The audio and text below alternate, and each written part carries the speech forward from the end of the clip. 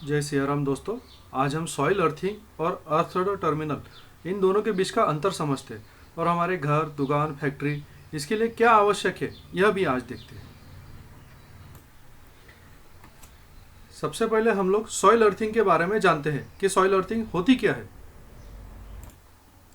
Soil earthing में ज़मीन में खड्डा करके अर्थ इलेक्ट्रोड को लगाया जाता है। जीआई, कॉपर और एल्यूमिनियम के अर्थ इलेक्ट्रोड का अधिकतर इस्तेमाल सॉइल अर्थिंग के लिए किया जाता है। ठीक है। फॉल्ट करंट के अनुरूप अर्थ इलेक्ट्रोड का क्रॉस सेक्शनल एरिया सुनिश्चित किया जाता है। अर्थ रेजिस्टेंस को कम रखने के लिए उसके दृष्टिकोण से कि उसका अर्थ रेजिस्टेंस कम हो सके, लेंथ ऑफ इलेक्ट्रोड भी सुनिश्चित की जाती है। कोल, चारकोल, नमक, बेंटोनाइट का इस्तेमाल किया जाता है ताकि सॉइल रेजिस्टिविटी कम हो सके। ठीक है। यह earthing substation, neutral earthing, LA earthing इसके लिए काफ़ी मददगार होती है और उन्हीं के लिए काफ़ी अच्छी भी रहती है। यह डायग्राम IS 3043 से ली गई है। यह सॉइल अर्थिंग का एक प्रकार बताया है IS 3043 में। IS 3043 में कहीं भी ऐसा नहीं कहा गया है कि अर्थिंग इसी प्रकार की होती है, किंतु कुछ अर्थिंग कंपनीज और कुछ दुकानदार इस डायग्राम को आधार लेकर के अर्थ इलेक्ट्रोड बेचते हैं। जैसा कि हमने देखा है कि मार्केट में एक रेडीमेड अर्थ इलेक्ट्रोड्स आते हैं, जैसे कॉपर अर्थ इलेक्ट्रोड हो गए, केमिकल अर्थ इलेक्ट्रोड, इस प्रकार से। ठीक है। इस तरह की अर्थिंग सिंगल फेस कंज्यूमर के लिए नहीं है। सिंगल फेस कंज्यूमर जो भी है, residential plus commercial single phase consumer, इनके लिए इस प्रकार की अर्थिंग करना नहीं है। अगर आप देख पा रहे होंगे तो यह ग्राउंड लेवल है। ग्राउंड लेवल से इन्होंने यहाँ पर में कुछ 3 मीटर के आसपास में खड्डा खोदा है और उसके अंदर में उन्होंने इनका अर्थ इलेक्ट्रोड लगाया है। यहाँ पर में फनल शेप दिया है सो दैट कि बाद में फ्यूचर में यहाँ पर में पानी डाल सके। ठीक है। पानी डालने से सॉइल में मॉइस्चर क्रिएट हो जाता है। ठीक है। और सॉइल रेजिस्टिविटी कम होती है। सॉइल रेजिस्टिविटी कम होने से अर्थ रेजिस्टेंस भी कम होता है। ये उसके पीछे का बेसिक रीज़न है। ठीक है। किंतु हमारे IS 3043 और CA रेगुलेशन 2010 इन दोनों के अंदर भी इस प्रकार की अर्थिंग सिंगल फेस कंज्यूमर के लिए करना ऐसा कहाँ पर भी बताया नहीं है। और वास्तविकता में सिंगल फेस कस्टमर या सिंगल फेस कंज्यूमर के लिए इस प्रकार की अर्थिंग करना ही अनसेफ है। ठीक है। वो क्यों अनसेफ है अभी हम सामने देखते हैं। सॉइल अर्थिंग जो हम हमारे घरों में आमतौर पर में अर्थिंग करते हैं, उसके डिसएडवांटेजेस क्या है। ठीक है। सर्किट ब्रेकर पर ट्रिपिंग नहीं आती अंडर फॉल्ट कंडीशन में सर्किट ब्रेकर में इतना हेवी करंट फ्लो नहीं होता है सॉइल अर्थिंग अगर हमारे घर में की गई है तो, कि जिस वजह से MCB या फिर SP MCB, DP MCB, TP MCB, ठीक है, मिनिएचर सर्किट ब्रेकर्स ट्रिप हो जाए। ठीक है। Even though we can reduce earth electrode resistance by some method but can't reduce the resistance of soil from earth electrode to transformer. हमारे पास में जिस ट्रांसफार्मर से सप्लाई आता है हमारे घर में, ठीक है, हम हमारे घर का अर्थ रेजिस्टेंस तो कम कर लेंगे। हमने खड्डा खोदा है, खड्डे में हमने कोल, चारकोल, नमक इस प्रकार से हमने कुछ उसमें मटेरियल डाला है, बेंटोनाइट डाला है सो दैट कि मॉइस्चर रिटेन रहे, अर्थ रेजिस्टेंस कम रहे। किंतु उस अर्थ इलेक्ट्रोड से लेकर के जो ट्रांसफार्मर है जहाँ से हमें सप्लाई आ रहा है, इसके बीच की जो फासला है, ये फासले में जो ज़मीन है इसका तो हम अर्थ रेजिस्टेंस कम नहीं कर सकते। और ये अर्थ रेजिस्टेंस कम न रहने के कारण जो रिटर्न पाथ है, रिटर्न पाथ के लिए बहुत ज़्यादा हेवी रेजिस्टेंस ऑफर होता है। और वो हेवी रेजिस्टेंस के कारण फिर से जो रिटर्न करंट आता है MCB के अंदर में, वो इतना ज़्यादा नहीं होता है कि उसकी वजह से MCB इंस्टेंटली ट्रिप हो जाए। ठीक है। इसके लिए इस प्रकार की जो अर्थिंग है ये सिंगल फेस कस्टमर्स के लिए बताई नहीं गई है कि इस प्रकार से अर्थिंग करना है। ठीक है। सेंट्रल इलेक्ट्रिसिटी रेगुलेशन 2010 और IS 3043 के अनुसार यह अर्थिंग सिंगल फेस कंज्यूमर के लिए नहीं है। ठीक है। और साथ में 3 फेस कंज्यूमर के लिए भी जो बताई गई है तो उसके साथ में अर्थ टर्मिनल को जोड़ना काफ़ी ज़रूरी है। रिटर्न करंट के बारे में हम लोग जानते हैं। इस पिक्चर में आप जैसे कि देख पा रहे हैं, एक आदमी है जो कूलर के पास में खड़ा है। ये जो कूलर है ना, इसके बॉडी में लीकेज करंट आ चुका है। ठीक है। लीकेज करंट आ जाने की वजह से ये कूलर की जो लोहे की बॉडी है, मेटेलिक बॉडी है, वो चार्ज हो गई है। ठीक है। उस घर की दूरी ट्रांसफार्मर से जहाँ से इसको सप्लाई आता है वो DTC से 250 मीटर की दूरी पर में ये घर है। ये घर या फिर इसका हम बेस्ट वे हम समझते हैं कि इसका अर्थ इलेक्ट्रोड है। ठीक है। और हम लोग समझते हैं कि सॉइल की जो रेजिस्टिविटी है, ये जो सॉइल है ना, ये 250 मीटर के जो बीच की सॉइल है, तो ये सॉइल की रेजिस्टिविटी है 50 ओहम मीटर। ठीक है। तो ये 50 ओहम मीटर की सॉइल की रेजिस्टिविटी 250 मीटर के लिए कितनी बन जाएंगी, 250 × 50 = 12,500 ओहम। तो यहाँ पर मैं जो इसको रेजिस्टेंस ऑफर किया है सॉइल ने करंट को जाने के लिए, लीकेज करंट को जाने के लिए, या फिर हम उसको कहेंगे रिटर्न करंट को जाने के लिए, तो वो है 12,500 ओहम का। ठीक है, और एक साथ में दूसरा पाथ है। दूसरा पाथ कौन सा? ये जो पहला पाथ है ये तो अपने अर्थिंग के थ्रू हो गया, या अर्थ इलेक्ट्रोड में करंट आया, अर्थ इलेक्ट्रोड से ज़मीन के अंदर में गया। दूसरा पाथ है इस ह्यूमन के थ्रू, इस पर्सन के थ्रू, ठीक है। इस पर्सन ने इस कूलर को टच किया, तो टच करने के कारण ये जो लीकेज करंट है इसके बॉडी के थ्रू जा रहा है, ठीक है। जैसा कि हम लोग सभी जानते हैं कि ह्यूमन बॉडी का कैलकुलेशन पॉइंट ऑफ व्यू से हम लोग रेजिस्टेंस कंसीडर करते हैं 1000 ओम, ठीक है। ये 1000 ओम और ये 12500, क्योंकि करंट तो फिर इधर से सोर्स की तरफ में जाना है ना, तो ये 12500 हमने पहले कैलकुलेट किया, और ये 1000 ओम, ये दोनों भी सीरीज में रहने के कारण 12500 प्लस 1000 ओम, ये बन जाएंगे आपके 13500 ओम, ठीक है। तो यहाँ पर से करंट को जाने के लिए दो पाथ है, एक है अर्थ इलेक्ट्रोड के थ्रू और दूसरा है इस पर्सन के थ्रू जो सोर्स के तरफ में, मतलब ट्रांसफार्मर के तरफ में रिटर्न करंट जाने वाला है। लेकिन ये रिटर्न करंट यहाँ पर में तो स्ट्रांग रहता है जो अर्थ इलेक्ट्रोड के पास में, लेकिन सामने दूरी में जाते जाते वीक हो जाता है, और अल्टीमेटली यहाँ पर में कहीं ना कहीं पर में एकदम कम क्वांटिटी में लीकेज करंट आता है। तो यहाँ पर के जो न्यूट्रल में कम करंट आता है, न्यूट्रल ऑफ द ट्रांसफार्मर, ठीक है, तो ये कम करंट आने के कारण हमारा फेज में भी जो रिटर्न करंट आता है वो कम आता है, और जिसकी वजह से एमसीबी में इतना हेवी करंट नहीं आता है कि वो एमसीबी ट्रिप हो जाए इंस्टेंटली, ठीक है।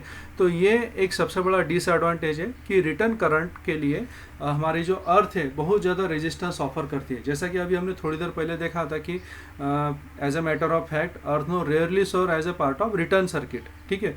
तो अर्थ जो है ना रिटर्न सर्किट के लिए बहुत ही कम इस्तेमाल होती है। तो ये इसके पीछे का एक्सप्लेनेशन है। IS 3043, ये IS 3043 भू संपर्कन के लिए रीति संहिता, या फिर इसको इंग्लिश में code of practice of earthing, ये एकमात्र IS है जो अर्थिंग के लिए अप्लीकेबल है। अभी IS 3043 में पॉइंट नंबर 27(1.3), इसके अंदर में क्या कहा गया है? The objective from the point of safety consideration is not to attain the minimum value of earth resistance as is sometimes understood, but the consideration should be whether there is a adequate coordination is important between the practically obtainable value of earth resistance and setting of protective device. Setting of protective device means कि आपका जो protective device है, यहाँ पर में हम breaker consider कर सकते हैं अगर कोई बड़ा इंस्टॉलेशन है, तो अगर हमारे घर का इंस्टॉलेशन है तो हम एमसीबी या हमारे जो छोटे ब्रेकर्स रहते हैं मिनिएचर सर्किट ब्रेकर्स, वो हम कंसीडर कर सकते हैं। तो यहाँ पर मैं गौर करने वाली बात क्या है कि खुद IS 3043 हमें क्या कह रहा है कि हमें minimum value of earth resistance के ज़्यादा महत्व नहीं देना, हमें महत्व किसको देना है कि एडुकेट कोऑर्डिनेशन रहे, ठीक है। एडुकेट कोऑर्डिनेशन किसके बीच में? अर्थ रेजिस्टेंस और प्रोटेक्टिव डिवाइस के अंदर में, मतलब कि हमको इतना अर्थ रेजिस्टेंस सेट करना है कि सो दैट कि हमारा प्रोटेक्टिव डिवाइस ट्रिप हो जाए। लेकिन गौर करने वाली जो बात है वो ये है कि ये जो अर्थ रेजिस्टेंस यहाँ पर में कहा गया है, तो हम जनरल पब्लिक क्या करती है कि इस अर्थ रेजिस्टेंस को हमारा सॉइल अर्थिंग, जो हम अर्थ इलेक्ट्रोड हमारे ज़मीन, घर के आजू बाजू में ज़मीन में हम खड्डा खोद करके लगाते हैं ना, उसके साथ में कंफ्यूज कर लेती है। बट बेसिकली ये जो अर्थ रेजिस्टेंस है ये उस अर्थ रेजिस्टेंस से अलग है। तो अलग कैसे, हम लोग देखिए IS 3043 में क्या कहा गया है? The terms earth and earthing have been used in this code irrespective of reliance being placed on the earth itself as a low impedance return path of the fault current, ठीक है। IS 3043 में कहा गया है कि अर्थ और earthing जैसे कुछ शब्द, कुछ संज्ञा हमने यहाँ पर में कोड में इस्तेमाल की गई है, किंतु वो हमारी जो अर्थ है, जो जनरल मास ऑफ अर्थ जिसको हम ज़मीन कहते हैं, जो लो इम्पीडेंस पाथ हम कंसीडर करते हैं, वो नहीं है। आप उसके साथ में उसको कंफ्यूज मत कीजिए। क्यों? क्योंकि as a matter of fact the earth no rarely sir as a part of return circuit. अभी हमने थोड़ी देर पहले देखा कि जो अर्थ है ना वो रिटर्न सर्किट के लिए सौर नहीं करती, मतलब रिटर्न सर्किट अलाउ नहीं करती, क्योंकि सॉइल का रेजिस्टेंस काफ़ी ज़्यादा है, हमने कैलकुलेट करके देखा था। But is being mainly use for fixing the voltage of system neutrals, मतलब कि हमारे सॉइल का या हमारे घर के आजू बाजू की जो ज़मीन में हम जो अर्थ इलेक्ट्रोड इस्तेमाल करते हैं, तो उससे क्या होता है कि हमें काफ़ी ज़्यादा ह्यूज रिटर्न पाथ के लिए रेजिस्टेंस मिलता है, ठीक है। क्योंकि हमारी अर्थ जो है ना रिटर्न सर्किट के लिए इस्तेमाल में नहीं आती है। अर्थिंग का इस्तेमाल क्यों है? क्योंकि वोल्टेज ऑफ सिस्टम न्यूट्रल्स को फिक्स करने के लिए। ये किस में कहा गया है? हमारा IS 3043 ही कह रहा है, जो अर्थिंग का स्टैंडर्ड। अब हम समझते हैं अर्थड टर्मिनल के बारे में। अर्थड टर्मिनल, जिसको ग्राउंड भी कहा जाता है भारत के किसी काफ़ी हिस्सों में, और साथ में विदेशों में इसको ग्राउंड करके ही ज़्यादातर पहचाना जाता है, ठीक है। Actual meaning of earthing in star connected system is earthed terminal, ठीक है। अगर हमारी स्टार सिस्टम है, सेकेंडरी में स्टार है हमारे इसमें, जैसे हमारे ट्रांसफार्मर या जनरेटर का सेकेंडरी स्टार है, तो उसके अंदर में जो अर्थ का इस्तेमाल किया जाएगा तो उसको हमको अर्थड टर्मिनल कंसीडर करना है, ठीक है। अर्थ और earth in a star system never means soil earthing. Soil earthing इसके साथ में कंफ्यूज मत कीजिए कि अगर हमने कहा पर में अर्थिंग के बारे में पढ़ लिया तो इसका मतलब कि अर्थ इलेक्ट्रोड का खड्डा करना है, उसके अंदर में वो हमें अर्थ इलेक्ट्रोड लगाना है, वो नहीं है। अनलेस एंड अनटिल न्यूट्रल और एले अर्थिंग जहाँ पर में ऐसा स्पेसिफिकली ना लिखा गया, तो आपको जब भी अर्थ के बारे में आप पढ़ेंगे in a star connected system, it means only earth terminal. ठीक है, अर्थ टर्मिनल क्या होता है? अर्थ टर्मिनल में एक मेटालिक कनेक्शन प्रोवाइड किया जाता है कस्टमर से, जो इलेक्ट्रिसिटी कंज्यूमर या कस्टमर है वहाँ से लेकर के तो ट्रांसफार्मर के न्यूट्रल तक। ठीक है, यहाँ पर में जिया वायर इस्तेमाल की जाती है अगर कोई छोटा कस्टमर है तो, या फिर बड़ा कस्टमर है तो सिंगल कोर केबल, वायर, जिया स्ट्रिप या फिर बड़ा साइज का कंडक्टर, इस तरह से इस्तेमाल किया जाता है। 3 फेज कस्टमर या कंज्यूमर के लिए सॉइल अर्थिंग की जरूरी एक सिंगल सॉइल अर्थिंग लगाना पड़ता है एक्स्ट्रा में कंज्यूमर प्रीमाइसेस में। ठीक है, और सिंगल फेज कंज्यूमर के लिए वहाँ पर में सॉइल अर्थिंग की कोई भी ज़रूरत नहीं होती है। 3 फेज कंज्यूमर में सॉइल अर्थिंग कंस्ट्रक्ट करना पड़ती है, जिसको हम अर्थ टर्मिनल के साथ में कनेक्टेड करेंगे।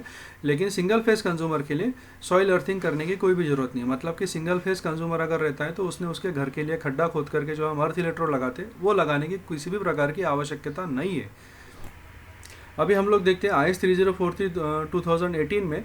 ठीक है, फिगर नंबर 12 अगर आप देखेंगे तो यहाँ पर में इन्होंने बताया है TNS सिस्टम। तो TNS सिस्टम में देखिए आप L1 L2 L3 क्या है, ये है RYB 3 फेजेस। ठीक है, N क्या है, N है न्यूट्रल, तो ये P मतलब कि प्रोटेक्टिव अर्थ। तो आप देखिए, अगर आप देख पा रहे होंगे तो ये सोर्स है। सोर्स मतलब यहाँ पर में ट्रांसफार्मर समझ लीजिए कि जहाँ से हमें सप्लाई आता है। ठीक है, और ये जो डॉटेड लाइन में है ना, ये कंज्यूमर है। ठीक है, ये कंज्यूमर का कोई तो भी एक मेटालिक कनेक्शन है। तो अभी आप देखेंगे तो ये जो मेटालिक कनेक्शन, जैसे हमारे कूलर की बॉडी किससे कनेक्टेड रहना चाहिए, प्रोटेक्टिव अर्थ के साथ में। कूलर को फेस का भी सप्लाई आ रहा है, न्यूट्रल का भी सप्लाई आ रहा है, और ये प्रोटेक्टिव अर्थ के साथ में कनेक्टेड है। अगर आप यहाँ पर में कोई भी इक्विपमेंट कंसिडर कर लीजिए, गीजर, तो गीजर की बॉडी किसके साथ में कनेक्टेड रहेंगी, प्रोटेक्टिव अर्थ के साथ में। ठीक है, तो इस प्रकार से अगर आप यहाँ पर में गौर कर रहे होंगे तो कंज्यूमर ने कोई भी अर्थिंग नहीं किया है। यहाँ पर में कंज्यूमर इंस्टॉलेशन लिखा गया है। ठीक है, अर्थिंग जो है वो सिर्फ सोर्स पर में किया गया, और अर्थिंग किसको किया गया है, न्यूट्रल को किया गया है, सोर्स पर में। ठीक है, देखिए अभी हम डिटेल में देखते हैं। ये ट्रांसफार्मर है, ट्रांसफार्मर से यहाँ पर में फेज आ रहा है। ये कस्टमर है, कस्टमर के यहाँ पर में जो एयर कूलर है इसकी बॉडी चार्ज हो गई है। ठीक है, एयर कूलर की बॉडी चार्ज हो गई और इसके टच में ये पर्सन आ गया। अभी यहाँ पर में क्या होगा कि ये देखिए, ये जो ग्रीन कलर में जो है ना, ये ग्रीन कलर में हमारा अर्थ टर्मिनल है। अर्थ टर्मिनल क्या करता है कि आपके यहाँ पर के जो लोकल डिस्ट्रीब्यूशन कंपनी रहेंगी ना, तो वो सप्लाई लाइन के साथ में जिया वायर देती है। ठीक है, वो जिया वायर उनके न्यूट्रल के साथ में कनेक्टेड रहता है। अभी क्या होता है कि जैसे ही कूलर में फॉल्ट आ गया, तो कूलर में फॉल्ट आने के बाद में ये जो लीकेज करंट है, लीकेज करंट इस तरह से रास्ता अख्तियार करता है। अभी हम देखते हैं कि कंडक्टर रेजिस्टिविटी जो है ना, जो मेटालिक कंडक्टर इस्तेमाल करते हैं डिस्ट्रीब्यूशन कंपनीज, जो 34 स्क्वायर mm का रहता है आमतौर पर में, उसकी रेजिस्टिविटी है 0.99 ओहम पर किलोमीटर। मतलब 1 किलोमीटर के लिए कितना रेजिस्टेंस ऑफर करेगा, 0.99। और हमने कितना डिस्टेंस कंसीडर किया था पहले केस में, 250 मीटर। इस केस में भी हम 250 मीटर केस कंसीडर करेंगे। तो देखिए, ये जो कूलर है, मतलब ये कंज्यूमर का घर है, कंज्यूमर के घर से लेकर के तो डिस्टेंस 250 मीटर है, और ये फिर से रिटर्न आने के लिए डिस्टेंस 250 मीटर है। ठीक है, मतलब 500 मीटर। तो 1 किलोमीटर के लिए 0.99 ओहम का रेजिस्टेंस ऑफर किया था कंडक्टर ने, तो 500 मीटर के लिए कितना, 0.495 ओहम इतना रेजिस्टेंस ऑफर करेगी। ठीक है, मतलब कि करंट को, लीकेज करंट को इस रूट से जाने के लिए कितना रेजिस्टेंस है, 0.495। और हमने लास्ट एग्जांपल में देखा था कि ह्यूमन बॉडी से अगर ये ग्राउंड के थ्रू अगर जाना चाहेगा तो इसमें रेजिस्टेंस कितना ऑफर होगा, 13,500 ओहम। ठीक है, तो आप मुझे बताइए कि 0.49 ओहम, 495 ओहम कितना रेजिस्टेंस, और 13,500 ओहम इतना बड़ा रेजिस्टेंस, तो ऑब्वियसली लीकेज करंट जो है ना, वो लोएस्ट रेजिस्टेंस पाथ से जाएगा, और ये यहाँ पर में एकदम से ह्यूज करंट फ्लो होगा। ठीक है, क्योंकि ये जो लूप है ना, ये लूप के अंदर में उनको काफ़ी कम रेजिस्टेंस मिल रहा है। इसी कारण से क्या होगा कि आपकी जो MCB रहती है घर में लगाई हुई, वो इंस्टेंटली ट्रिप हो जाती है। ठीक है, अभी हम 3 फेज कंज्यूमर के लिए अर्थिंग किस प्रकार की होती है वो देखेंगे। देखिए, तो अभी फिगर नंबर 13 ये IS 3043 के अंदर में बताया गया है। L1 L2 L3 ये जो RYB है साथ में। ठीक है, देखिए अब यहाँ पर मैं सोर्स के लिए भी अर्थिंग किया है, और ये जो डॉटेड लाइन है ना, कंज्यूमर प्रीमाइसेस है, और यहाँ पर में कंज्यूमर ने एक स्पेशल अर्थिंग किया है। ठीक है, और ये अर्थिंग किसके साथ में कनेक्टेड है, देखिए प्रोटेक्टिव अर्थ के साथ में कनेक्टेड है। ठीक है, लेकिन होता क्या है कि कंज्यूमर, काफ़ी सारे कंज्यूमर ये अर्थ को सेपरेटली रखते हैं, प्रोटेक्टिव अर्थ के साथ में कनेक्टेड नहीं रखते, जो कि गलत बात है। ठीक है। तो इसको प्रोटेक्टिव अर्थ के साथ में कनेक्टेड रहना है। अभी देखिए ये जो आप बॉक्स देख रहे हैं रेक्टेंगुलर बॉक्स, तो रेक्टेंगुलर बॉक्स है 3 फेज इक्विपमेंट, कोई भी कंसीडर कर लीजिए। आपकी कोई मोटर होगी जो 3 फेज की मोटर है, तो इसके बॉडी को देखिए 2 अर्थ रहना चाहिए। ये देखो, ये पहला अर्थ कनेक्शन, ये दूसरा अर्थ कनेक्शन, ये किसके साथ में कनेक्टेड है? प्रोटेक्टिव अर्थ के साथ में, ठीक है। अभी दूसरा, ये सिंगल फेज का कोई इक्विपमेंट होगा, यहाँ पर मैं देखिए ये फेज आ रहा था, फेज से टैपिंग लिया और ये न्यूट्रल से टैपिंग लिया, ठीक है। इसके भी बॉडी को किससे कनेक्टेड किया है? यहाँ पर मैं ला करके प्रोटेक्टिव अर्थ के साथ में, ठीक है। मतलब कि अगर इसमें भी कुछ प्रॉब्लम अगर आ जाए तो इमीडिएटली करंट प्रोटेक्टिव अर्थ में जाएगा, प्रोटेक्टिव अर्थ से फिर ट्रांसफार्मर में जाएगा और उस फेज में से रिटर्न आएगा जो कि हेवी करंट रहेगा। और अब हमने यहाँ पर में कोई एमसीबी बैठाई होंगी तो ये एमसीबी इंस्टेंटली ट्रिप हो जाएंगी। तो इस प्रकार से हमारी 3 फेज की भी अर्थिंग रहना चाहिए। ये देखिए एग्जाम्पल के तौर पे कि यहाँ पर में हमने प्रोटेक्टिव अर्थ के साथ में तो कनेक्शन किया ही है और साथ में 3 फेज का इक्विपमेंट रहने के कारण यहाँ पर में हमने अर्थिंग किया। एग्जाम्पल के तौर पे मैंने एयर कूलर लिखा, बट आप इसको 3 फेज का इक्विपमेंट कंसीडर कर लीजिए, ठीक है। तो यहाँ पर में क्या होता है कि ये भी पर्सन अगर इसके टच में आता है, कूलर के टच में जिसमें लीकेज करंट ज़्यादा है, तो ऑब्वियसली जो रिटर्न पाथ है जाने का वो ये वाला रहेगा, क्योंकि लोएस्ट रेजिस्टेंस पाथ है। तो इसकी वजह से इस आदमी को करंट नहीं लगेगा या एकदम से कम लगेगा और ये एमसीबी इंस्टेंटली हमारी ट्रिप हो जाएंगी, सो दैट कि हमारा जो पब्लिक या ह्यूमन है उसके आजू बाजू के जो भी जिनको खतरा रह सकता है वो खतरा उतना नहीं रहेगा। आप सभी तो शायद से इस बुक को जानते होंगे, प्रिंसिपल ऑफ पावर सिस्टम, ठीक है, वीके मेहता जी की लिखी हुई किताब है। इसमें चैप्टर नंबर 26 न्यूट्रल ग्राउंडिंग। तो न्यूट्रल ग्राउंडिंग में आप देखिए कि इसमें भी क्या बताया गया है। देखिए पेज नंबर 588, पेज नंबर 588 पर में ये डायग्राम है, हम इसको जूम करके इस तरफ में देखते। Ground wire connected to enclosure, देखिए ये कोई एक इक्विपमेंट है, ठीक है। ये इक्विपमेंट की बॉडी जो है ना, ये डॉटेड लाइन में बताइए, डॉटेड बॉडी को देखिए मेटालिक कनेक्शन यहाँ पर में प्रोवाइड किया गया। To get the rid of this problem we install a third wire called as ground wire. मैंने आपको बताया था अर्थ टर्मिनल को हम लोग ग्राउंड भी कहते हैं, ठीक है। ये ग्राउंड वायर यहाँ पर में कनेक्टेड है और ये यहाँ पर में सोर्स है। आप यहाँ पर में जनरेटर कंसीडर कर लीजिए या ट्रांसफार्मर कंसीडर कर लीजिए, ठीक है। तो इसकी वजह से क्या होता है कि इसके अंदर में कुछ बॉडी में कुछ करंट अगर आ जाए तो इंस्टेंटली करंट जो जाएगा वो ग्राउंड कंडक्टर से जाएगा, जिसको हम अर्थ टर्मिनल भी कहते हैं। और ये यहाँ पर से रिटर्न होकर के फिर से उस इक्विपमेंट में जाएगा। ये साइकिल तब तक के कंप्लीट होती रहेंगी, तब तक के चलती रहेंगी जब तक के वो एमसीबी ट्रिप ना हो जाए। करंट का जो स्पीड है वो आसपास में 2,80,000 किलोमीटर प्रति सेकंड है, ठीक है। और जो हमारा डिस्टेंस है हमारे ट्रांसफार्मर से वो क्या 1 kilometre 2 kilometre max to max रहता है। तो 1 सेकंड के काफ़ी सारे पोर्शन में ये काफ़ी बार कंप्लीट हो जाती है पाथ, ठीक है। और एमसीबी भी हमारी इंस्टेंटली ट्रिप हो जाती है। देखिए अर्थ टर्मिनल का legal provision, CA regulation, central electricity authority regulation 2010 का रेगुलेशन नंबर 16, इसके अंदर में क्या आ गया? Earth terminal on consumers premises, ठीक है। तो देखिए the supplier shall provide and maintain on the consumer premises for the consumers use a suitable earth terminal in an accessible position at और near the point of commencement of supply, ठीक है। ये किसकी responsibility है? Supplier की। Supplier बोले तो कौन? इलेक्ट्रिसिटी सप्लायर, उसने प्रोवाइड भी करना है। ही शाल प्रोवाइड एंड मेंटेन, उसका मेंटेन करना भी किसकी जिम्मेदारी है? सप्लायर की है, ठीक है। Provided that in case of installation of voltage exceeding 250 volt the consumer shall in addition to aforementioned earthing arrangement provide his own earthing system with an independent electrode, ठीक है। तो अगर 250 वोल्ट से ज़्यादा अगर कोई कंज्यूमर है तो ही उसने सॉइल अर्थिंग करना है, ठीक है। अभी हमने थोड़ी देर पहले डायग्राम देखी जिसके अंदर में क्लियर बताया गया था। और रूल में भी क्या बताया जा रहा है कि 250 वोल्ट से ज़्यादा अगर कोई है एक आधा कंज्यूमर जिसका वोल्टेज 250 वोल्ट से ज़्यादा है, तो फिर उसने एक अर्थिंग इलेक्ट्रोड या इंडिपेंडेंट अर्थ इलेक्ट्रोड उसने लगाना है। लेकिन वो इंडिपेंडेंट अर्थ इलेक्ट्रोड कैसा कनेक्ट करना है? वो हमारे प्रोटेक्टिव अर्थ को कनेक्टेड रहना चाहिए। ये देखिए यहाँ पर में हमने देखा था 3 फेज के लिए, देखिए इंडियन टीएनएस सिस्टम, ठीक है। इंडियन टीएनएस सिस्टम यहाँ पर में लिखा गया 415 volt 3 phase domestic commercial supply, ठीक है। यहाँ पर मैं देख रहे हैं आप ये जो अर्थ इलेक्ट्रोड है, ये अर्थ इलेक्ट्रोड इंडिपेंडेंट अर्थ इलेक्ट्रोड है लेकिन इसके साथ में कनेक्टेड है, ठीक है। तो अभी हमको रेगुलेशन नंबर 16 का पॉइंट समझ में आ गया कि हमारे पास में 3 फेज अगर रहता है 250 वोल्ट से ज़्यादा तो हमने इंडिपेंडेंट अर्थ इलेक्ट्रोड तो लगाना है, लेकिन उसको प्रोटेक्टिव अर्थ के साथ में भी कनेक्शन रहना उसका जरूरी है। देखिए दोस्तों वो डायग्राम कुछ इस प्रकार से दिखेंगी। ये ट्रांसफार्मर है, ट्रांसफार्मर से हमारे RYBN ये आ रहे हैं 3 फेज प्लस न्यूट्रल, ठीक है। अब ये कोई कंज्यूमर है, कंज्यूमर ने यहाँ पर से ये जो आर है, आर फेज लिया है, प्लस ये जो ब्लैक कलर में ये न्यूट्रल है, ठीक है। और ये जो ग्रीन कलर है ना, इसके साथ में आने वाली GI वायर है, ठीक है। तो ये यहाँ पर में इन्होंने टैपिंग लिया है और यहाँ पर में इसको सप्लाई दिया। कंज्यूमर ने कोई सेपरेट अर्थिंग नहीं करना है यहाँ पर में, ये जो ग्राउंड लेवल है ना, कंज्यूमर ने कोई सेपरेट अर्थिंग नहीं करना, ठीक है।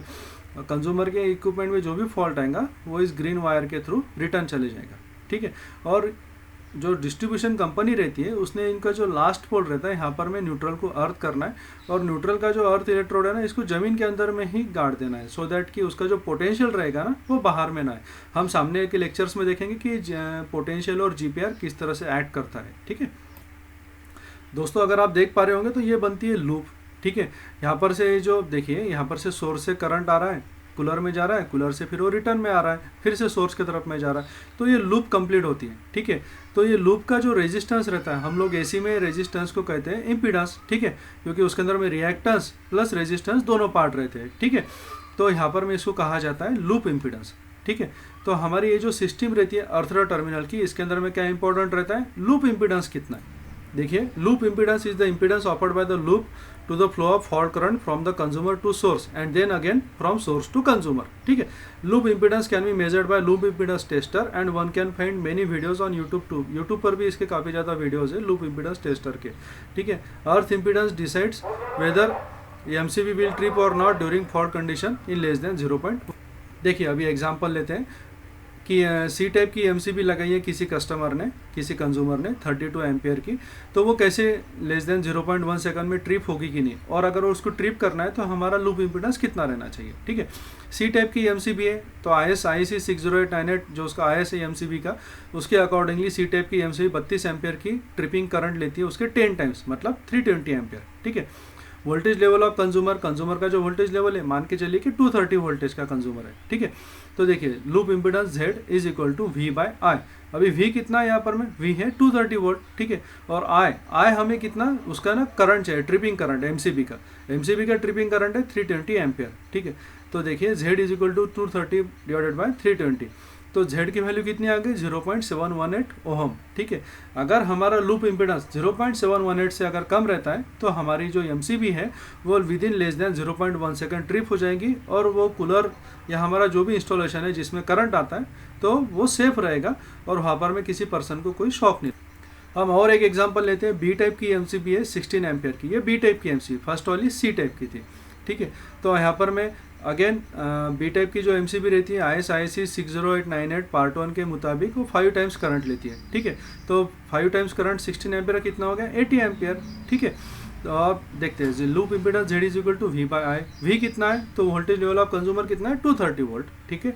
230 डिवाइडेड बाय 80, उसका जो ट्रिपिंग करंट है MCB का वो लिया, और यहाँ पर में हमारा लूप इम्पीडेंस कितना आया 2.875, ठीक है। तो हमारे जो सिस्टम का जो लूप इम्पीडेंस है ना वो इस तरह से रहना चाहिए कि वो 2.875 से कम आए।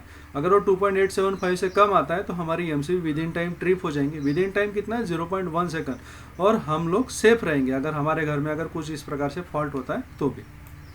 दोस्तों ये लूप इम्पीडेंस टेस्टर है, ये दिखते तो नॉर्मली हमारे नॉर्मल अर्थ टेस्टर या फिर हमारे मल्टीमीटर के जैसे, ठीक है, किंतु ये टेस्टर अलग है, ठीक है।